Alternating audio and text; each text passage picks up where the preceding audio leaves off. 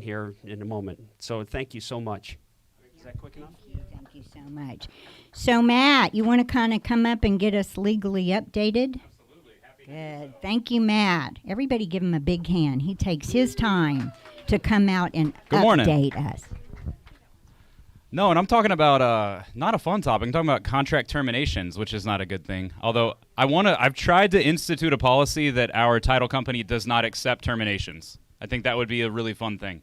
I think if we just did that, then maybe we would just get a 100% close rate. But until then, we do have to talk about how to avoid terminations, and then if we are at the place where a termination is necessary, how to do it safely and effectively, where you're not bringing yourself any trouble moving forward. Should I be Mike or Dave today? Do you guys want me to be like a little bit more kind of like free flowing and maybe getting y'all in trouble, or should I be Dave and be by the book?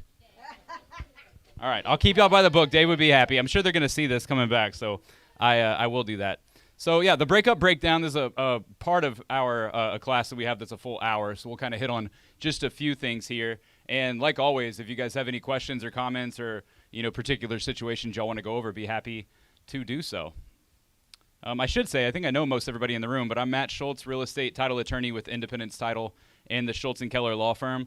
And as you guys know, even when I leave this room, you guys can get a hold of me and my law partner, Dustin Keller, all day, every day. Phone calls, text, email. We want to just help you guys however we can, write in legal language, answering legal questions, helping get you to the closing table is essentially what our number one goal is. So I'm sure you guys know there's a lot of ways that a buyer can terminate a contract. There's technically something like 47 in the contract. I know that the vast majority of those are not utilized all that often. There's kind of your main 4 or 5, and we're going to hit on a few of those with your option period. Of course, you guys know HOA, third-party financing, some of the ones that we're going to see most often, and just kind of talk through some of the best practices and strategies for how to navigate those.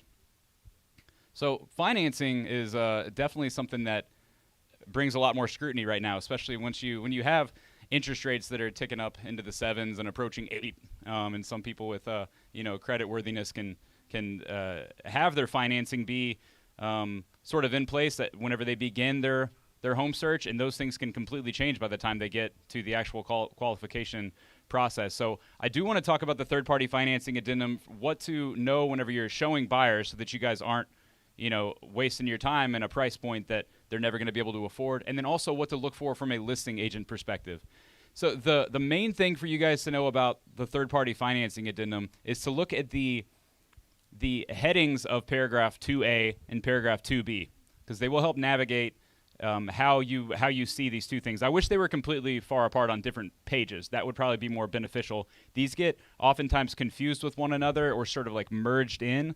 So paragraph 2A has to do with buyer approval, okay? Has nothing to do with the property. So this is not some singular approval where they look at the property and the buyer together. These are two separate and distinct things. The buyer has to qualify for the loan terms that they're seeking, and then the property itself has to qualify for the lender's underwriting requirements with appraisal, inspection, any lender-required repairs, that sort of thing. So 2A has to do with the buyer only, nothing to do with the property. So if the buyer cannot obtain their credit approval, which we've defined as buyer approval, within X number of days, they may give written notice to the seller. Usually we see, like the 21 days, which is pretty common, 14, 21 days. This is something that has to actively be given. If you have 21 days in this blank and we're at day 22, it does not matter if the lender pulls your credit approval, okay? It doesn't matter if you don't have all the documents in for them to even make a decision. Once you get beyond that date, that right to terminate goes away, okay? So I've seen a lot of people try to use this as a relatively unrestricted right to terminate, where they'll say, hey, we don't have approval, so it's day 21, we're going to go ahead and terminate because we just haven't gotten approval. Not getting approval is different from the lender being unwilling to give that approval. Okay, are y'all following me? Because the buyer is actually obligated to make reasonable efforts to obtain this credit approval. And I have had sellers who, get attorneys involved that say, hey, we actually talked to the lender. Y'all know that lenders talk to sellers and listing agents a fair amount. They just do. And I've had where the seller says, talk to the lender. They said they haven't heard from the buyer with all their calls, texts, emails, everything. They haven't gotten a single document. They haven't returned phone calls. They haven't done anything. So I do not think that they made a reasonable effort to obtain buyer approval. Therefore, I dispute their termination, and I want their earnest money and additional damages. And that will halt everything. Y'all feel me? So it's not just that you didn't get buyer approval, credit approval. It's you have the ability to terminate if you've sent everything to the lender and they have deemed that you do not qualify. Does that make sense? Okay. And so that has the timeline associated with the blank in paragraph 2A. And there's a lot of lenders and a lot of buyers that are proactively doing where they get, pre-approved. You can get things pre-underwritten pending the condition of the property. And that's where you'll see that bottom blank, or the bottom box check that says this contract is not subject to buyer obtaining buyer approval. That can actually be a really useful thing to do when you're submitting an offer if you're wanting to show, the overall strength of your buyer, right? So if you're not cash and you don't have, that in your back pocket to come forward with, being not subject to buyer approval can be a really useful thing. So as I'm sure you guys can imagine, just like buyer approval has nothing to do with the property approval has nothing to do with the buyer. And that's why I'm talking about the headings being super important. And you want to completely distinguish these two paragraphs even though they're right on top of one another. So this says that if the property itself does not satisfy lender's underwriting requirements, and appraisal is the big one that we're talking about, but insurability, lender required repairs, anything and everything that the lender would look at to say, are we willing to lend money, this amount of money to this buyer based on this property? If that property approval is not obtained, buyer may terminate within 3 days of closing, okay? And so there's no 21-day timeline on that. It's just 3 days prior to closing. And here's the tough part with this that I've still see people miss, and it usually works out okay, but you do not want to be caught on the wrong end of this. You must terminate within 3 days prior to closing by delivering written notice of your termination and a letter from your lender setting forth the reason why they are unwilling to underwrite the loan, okay? And so if you look at your buyer's termination of contract, I don't have my glasses on, it's still small for me. It says that buyer terminates and buyer has delivered, past tense, buyer has delivered to seller letter from lender setting forth the reason for lender's determination, okay? So how many of y'all have seen somebody terminate under property approval and not send that letter ahead of time? I mean, I see it all the time. Now, it usually works out. This is one of those examples y'all have heard me say over the last 11 years. It's all good till it isn't, right? Because a lot of times people do terminate without sending that letter, and a lot of times seller will see, the writings on the wall. Okay, yeah, it didn't appraise. I get it. We'll let him out of it. You do not want to get caught up in that situation where someone says, this is not a legally valid termination, so we are not releasing your earnest money, and in fact, you're obligated to purchase this property now. Your termination was ineffective, and so closing's in 2 days. We expect you to show up. We don't really care about what your lender has to say. You no longer have that right to terminate. At the very least, how is that going to work out for your buyer? Like, that's going to be a pretty stressful situation, right? Worst case scenario, they're going to have a lot of heartache and a lot of angst, and y'all's relationship's going to be affected because they're like, I thought we could get out if the appraisal came in low. Why? What happened? Oh, well, I didn't follow the contract, right? You don't want to be in that situation.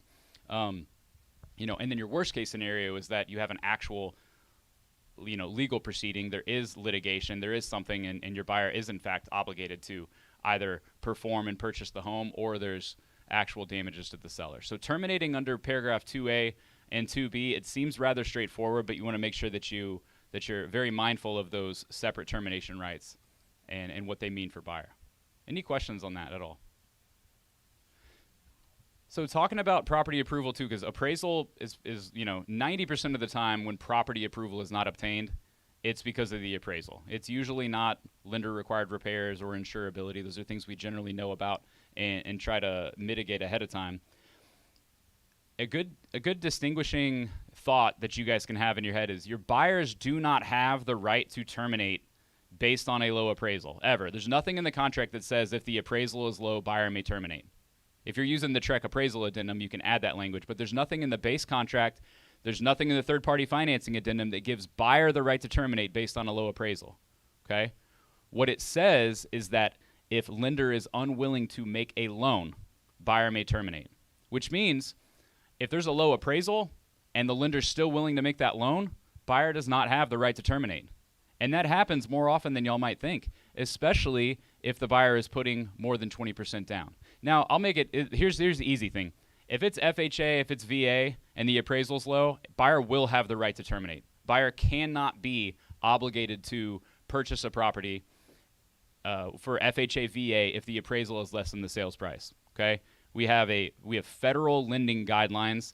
We're not going to be able to do anything with a Texas state contract. There's nothing that I can write as a Texas attorney that will trump a federal lending guideline. Okay, so there's no way around that at all. And if you do have a conventional loan and you're putting 20% or less down, you will have the right to terminate based on a low appraisal because that lender's working off of a loan-to-value ratio. So we'll do some good round. It's still morning time. I don't want to do any rough math just yet. I have an 8th grader in like high school algebra, so I'm getting to do all sorts of fun stuff, and I love math so much. But I think for the context of this, we'll keep it simple. Let's say that we do have a $500,000 sales price, and we're putting 20% down. We can do that math, right? $100,000 down, $400,000 loan. If that appraisal comes in at $499, okay, like just right under, the lender is willing to lend 80%. So they're willing to lend $400,000 if the appraisal is $500,000 or higher. If it comes in at $499, their loan-to-value ratio is off. So they will be unwilling to make that loan, and then buyer would have the right to terminate under paragraph 2B. Okay? But let's say that same buyer, they want to let the seller know how serious they are. Say, hey, we're going to put half down. We got $250,000 we're going to put down. We're only going to finance the other half. We're going to finance $250,000. Now let's say you roll forward with a regular third-party financing addendum. You're seeking a $250,000 loan, and the appraisal comes in at $450,000, a full $50,000 under. Do you think a lender, from an underwriting perspective, would be willing to lend $250,000 on a home that's valued at $450,000? They absolutely will. Their loan-to-value ratio, they have a huge, huge, huge cushion on that. Okay, and so if you oversimplify it with your buyer and let them know, oh, if the appraisal comes in low, we have a right to terminate. If you oversimplify it and you are in that nightmare scenario that I just showed, which happens, I've seen it happen, your buyer would be obligated to pay $500,000 on a home valued at $450,000. And they might have something to say about y'all's commission if you guys didn't advise them right? So if you were in that scenario and you're looking for, well, hey, we need some sort of cushion, like they love this house, but we're looking for a way to, hedge our bets a little bit. We want to know what our maximum additional cash out of pocket would be. That is where paragraph 3 of your TREC appraisal addendum comes into play. We haven't used paragraph 3 very often. For the last several years when sellers were up in their ivory towers and dictated how everything went, and y'all remember the hottest sellers market in the history of the world? No hyperbole. We weren't in a lot of situations where a buyer could ask for an additional right to terminate. And so if you're looking for a right to terminate above and beyond what this paragraph 2B does, that's what paragraph 3 of your TREC appraisal addendum does. It says that even if the lender is willing to make the loan, my buyer may still terminate if the appraisal comes in at less than, and then the price you're going to put in there would be how much additional cash out of pocket is your buyer willing to make. So you say to them, what is the lowest appraisal that you would still be willing to pay your full offered sales price of $500,000? And they may say, we know it's not 50, because you can tell them that exact scenario I just walked y'all through. You don't want them to do the full, we fully waive. If you do a full waiver and it's $50K under, you're paying $50K over. That's just how that goes. So say they're like, hey, as long as it's $475 or higher, we'll pay the $500. We love this home. We know what we're getting into. And then they know what their worst case scenario is. You would put $475 in that blank in the TREC appraisal addendum. And then if the appraisal came in less than $475, we know that their lender's still going to be willing to make that loan because we're only getting a $250,000 loan. They would still have the ability to terminate, but they would have to deliver a copy of that appraisal report to the seller within the number of days you put in that TREC, that TREC addendum paragraph 3. Yeah?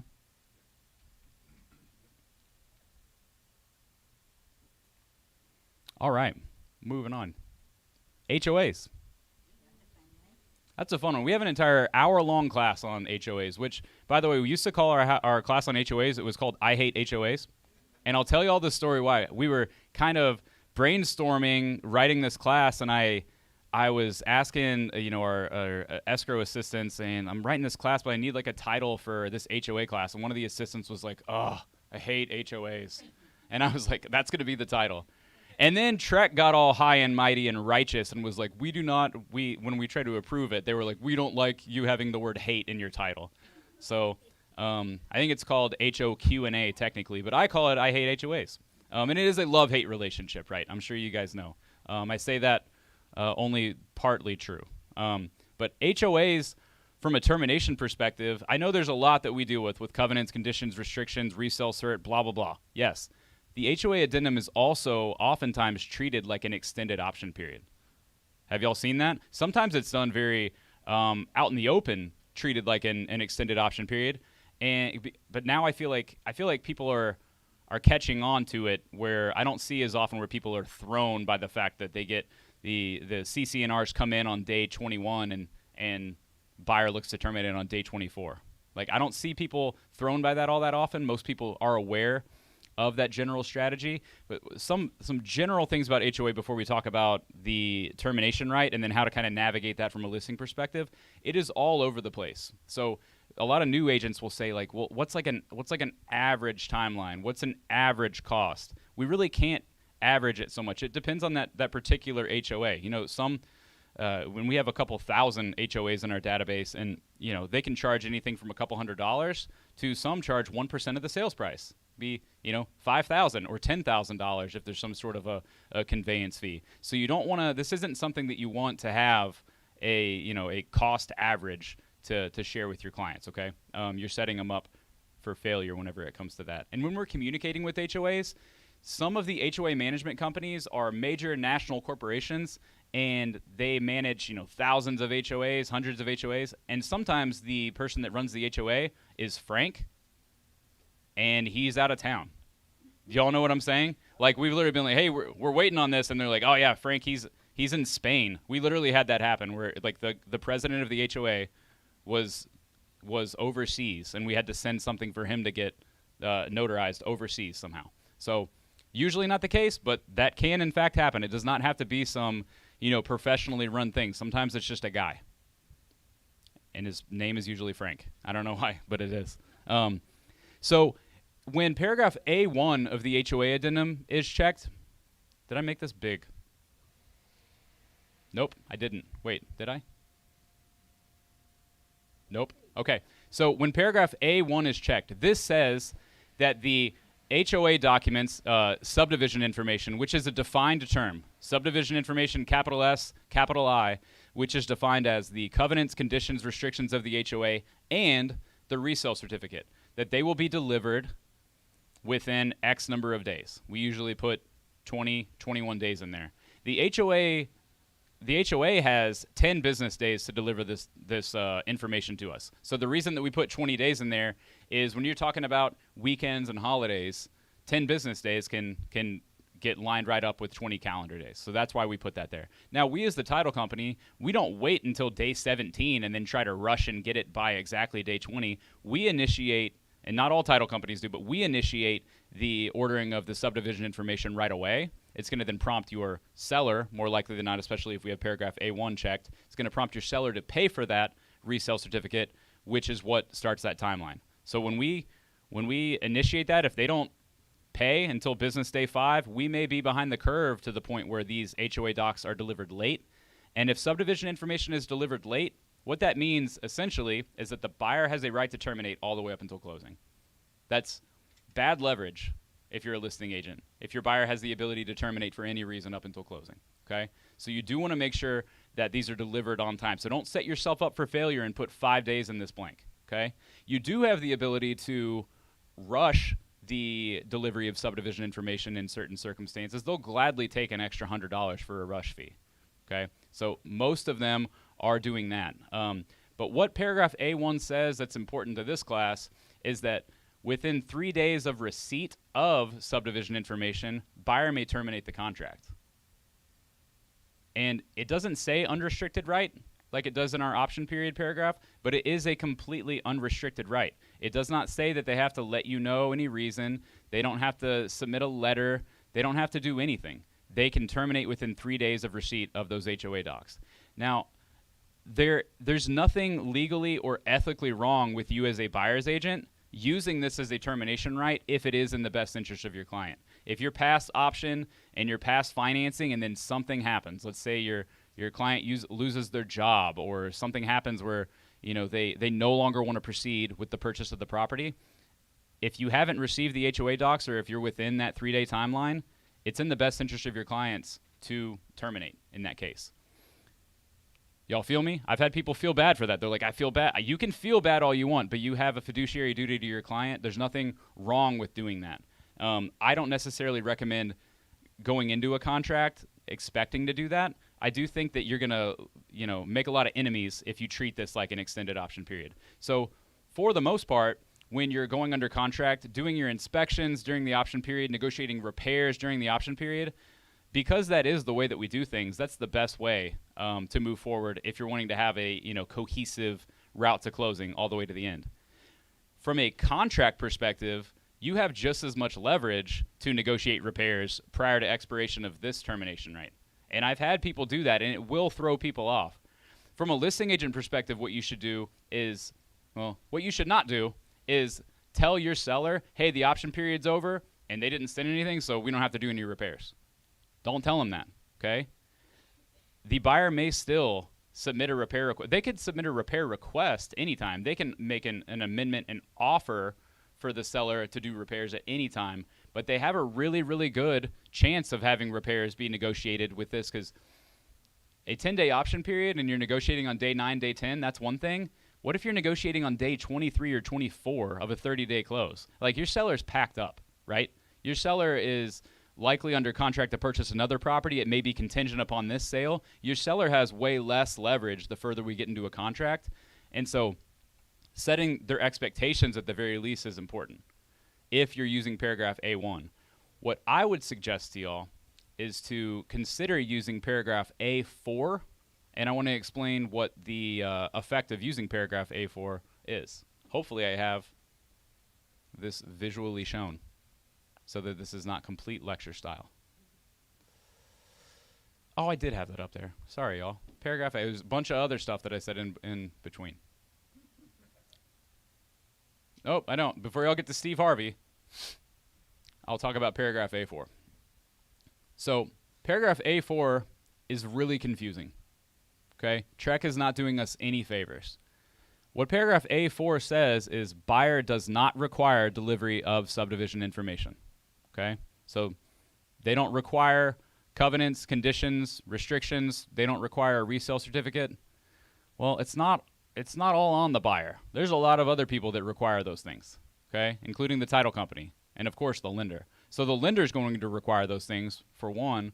But the effect of that is in paragraph D of your HOA addendum, it says that if buyer does not require delivery of subdivision information and title or lender requires it, well, there should be no if. I don't know why Trek does that. There is no if. We're required to. One of the things that we issue a title policy on is we ensure that HOA dues are paid. We ensure there's no outstanding, HOA liens, that there is a resale certificate. We ensure that. We are not able to underwrite and issue a title policy if we do not obtain this information. So there should be no if. So just know that. The if is a 100% chance that we will require it. So it should say title company requires it. And because title company requires it, it's going to be obtained, and it will be the obligation financially of buyer or seller. And you can check if it's buyer or seller's expense. What paragraph D does not have is a right to terminate within 3 days. Okay? So essentially what I'm getting to is that if you check paragraph A4 saying that buyer does not require delivery of subdivision information, they're going to get subdivision information 100% of the time. Okay? Now, they will not have the right to terminate based on getting that. So if your buyer does in fact have very real requirements for the property, they want to run a business on the property, or they're looking to build a guest house, or they need to park a commercial vehicle, or they want to raise pigs on the property, these are all very real things. then I don't necessarily recommend the A4 route. You may want to actually wait and see what those HOA docs say so that you do, in fact, retain your right to terminate within those 3 days. But if you're looking to just use this property as a residence, and that's what they're going to use it as, and it's in a neighborhood, and you know that they have residential use is what they're able to use it for, this can be a really good way from a buyer's perspective to make your offer that much stronger. We talk about highest and best, right? One of the ways to make your offer be best, and the highest is not always the best.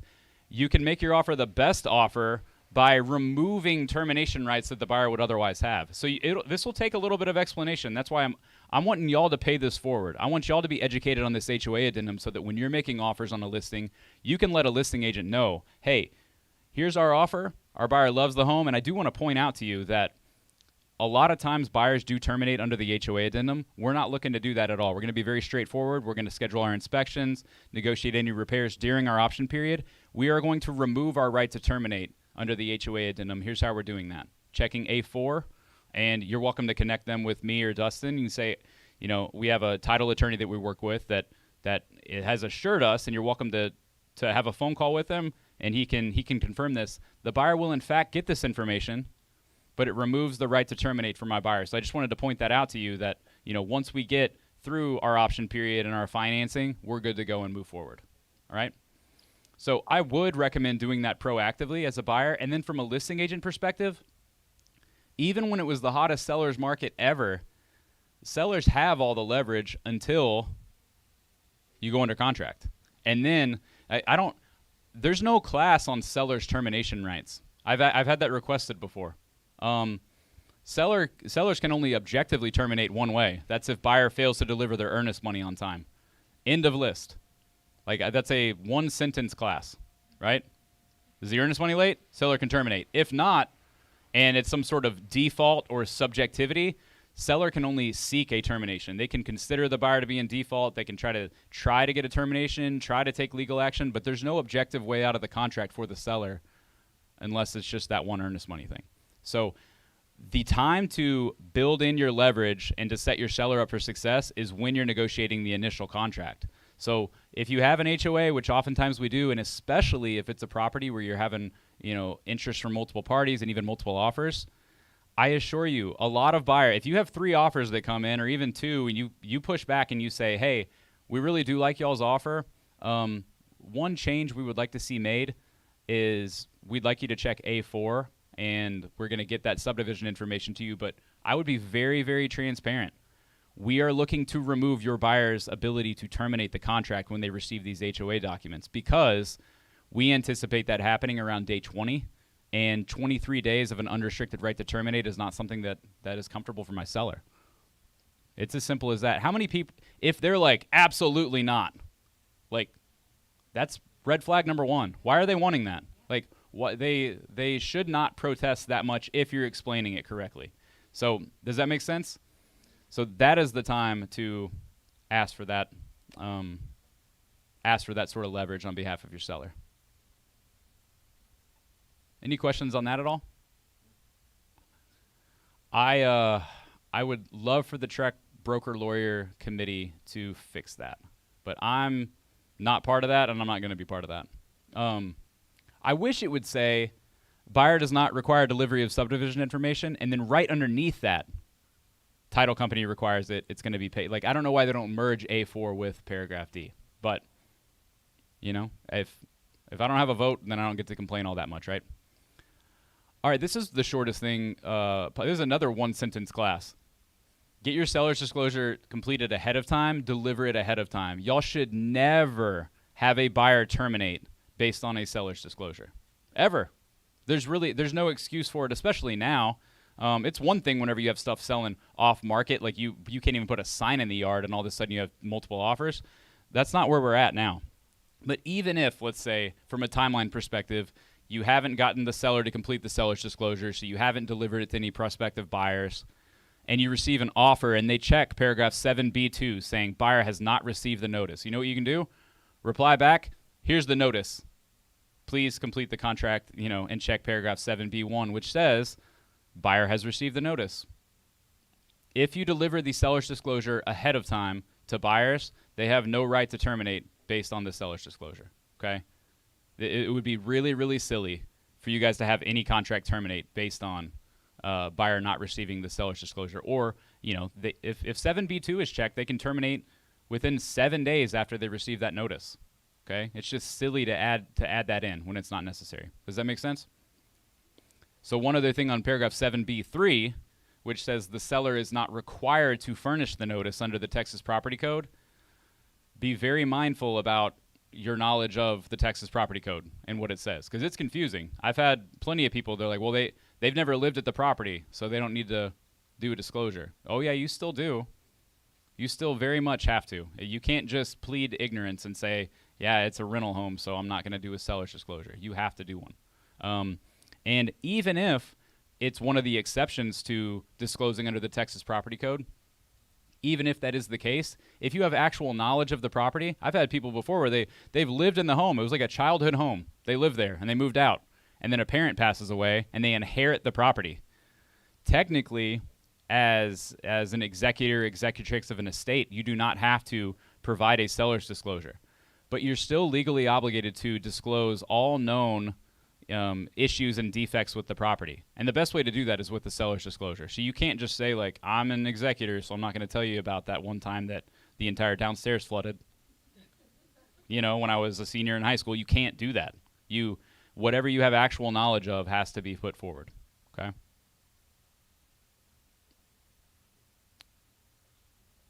As always, CYA for us is call your attorney. I have to say that I'm obligated to say that without Dave here, which is for you guys to rely on the counsel that you guys have. Once you reach out to us and we put something back in writing to y'all and then you're sharing what we've said, you've shifted the liability from yourselves, from your brokerage, over to us as attorneys. And, we have not had to defend anything we've ever said in court. Dustin would knock on wood. I don't believe in that. But we have not had to. We are conservative to keep y'all out of jail, or at least Trek jail, right? And at the same time, we're going to be, forward-thinking enough and creative enough to give you guys real answers and not cite all these, property codes and statutes. There is inherent risk in what we do. There's no way to be a real estate agent and not take on a certain amount of risk. So we try to, walk that tightrope with you guys to get to closing as efficiently as we can.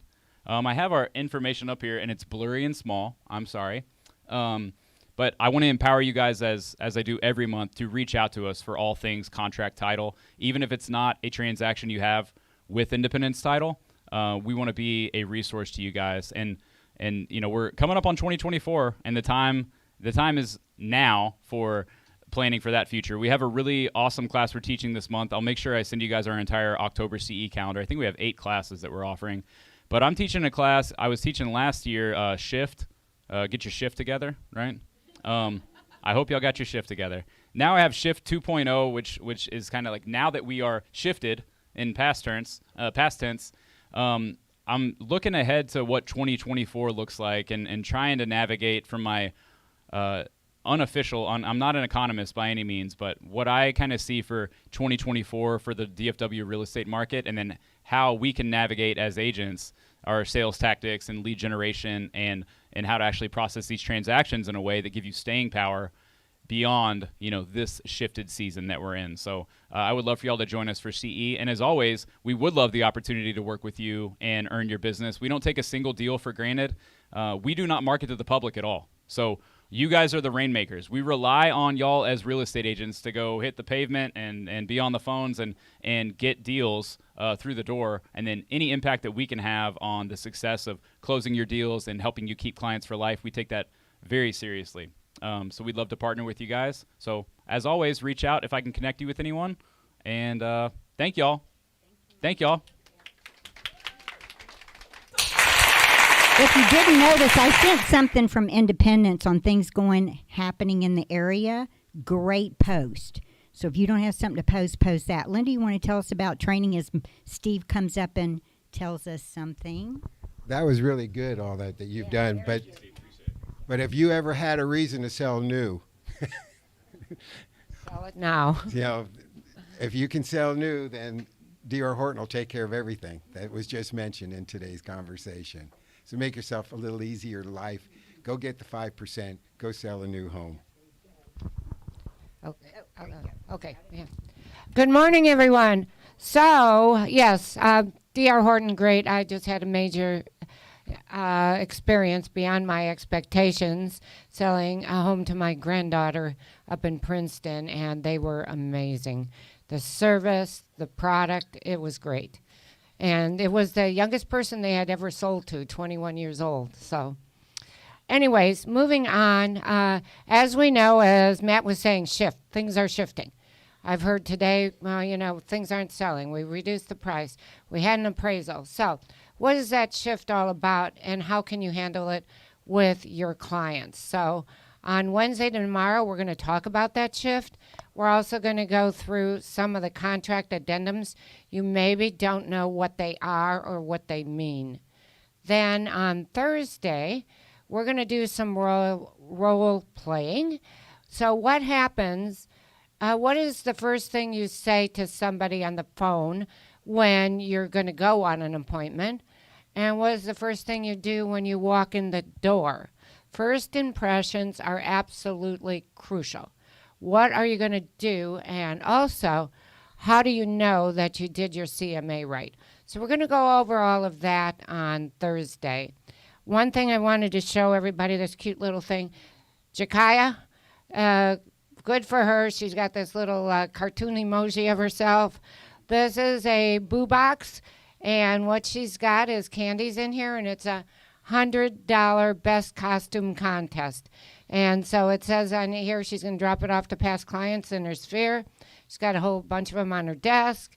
And then she just says, send a picture of your ghouls or kiddos' best costume, and we'll have a drawing for $100. Or no, we'll choose the best $100 one. Is that correct? Great idea. Very inexpensive. What does everybody think? Like it? Yep. Yay. So have a great week and see you this week. Okay, great. Please watch your email or your Facebook marketplace. Glenda Pettit has an open house tomorrow on Wednesday. Look and see where that is. If you are needing to post an open house, please do it by Wednesday so the agents can get prepared for it, because we're going to go into our last 70 days, so it's going to be real exciting and we want to be ready for it. So we're going to end with the drawings, and we're going to have 4 drawings today and then 1 for in-house. Ready?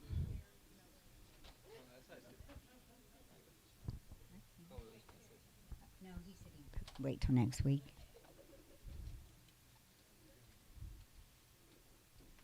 Here we go. We're spinning for $25.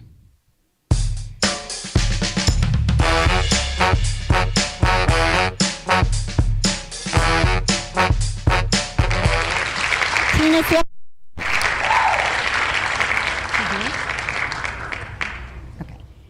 Now we're going to spin for $50.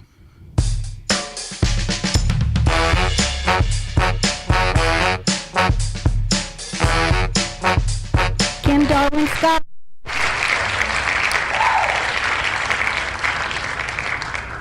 Okay, here we go. $100.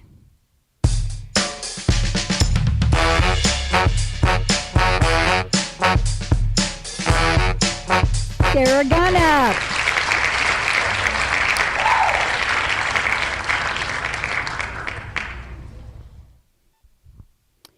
Okay, this is for in-house people that made the effort to come today. $100 drawing.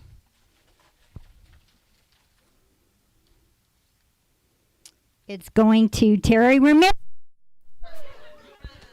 Hey, you guys, DR's going to be in here. Feel free to ask questions and get ready for selling that next.